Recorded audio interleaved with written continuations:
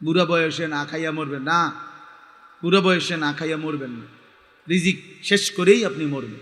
লা নাসআলুকা রিজকা, আল্লাহ বলছে তোমাদের কারো কাছ থেকে, বাপ পুত সংসারের কারো কাছে আমি তোমাদেরকে রিজিক দেওয়ার জন্য তোমাদের সহযোগিতা চাই না। নাহনু নারযুকুক, আমি একাই সকলকে রিজিক দেব। বাপ ফুত দুইজনের ব্যবস্থাই আমি করতে পারবো, টেনশন করো না। বুড়া বয়সে না খাইয়া মরবেন না, বুড়া বয়সে না খাইয়া মরবেন না, রিজিক শেষ করেই আপনি মরবেন। বুড়া বয়সে যে 3 বেলা খানা খায় এমন লোকের তো মৃত্যু হয় না, ঠিক না? না, হেবড়া মরবো কেন? ওনার তো খানার সমস্যা নাই।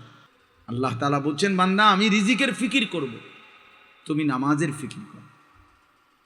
তোমারে আমি দায়িত্ব দিলাম যে তুমি তোমার পরিবারের সদস্যদেরকে নামাজের আদেশ করো।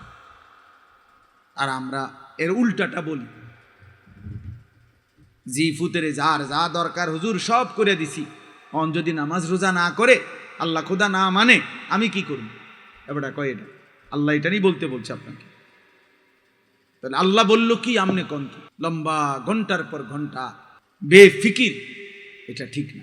অফিস সামা রিজকুকুম ওয়া মা তুআদুন, আল্লাহ বলছে তোমাদের প্রত্যেকের রিজিক আসমানে আরশে মালিকের হাতে।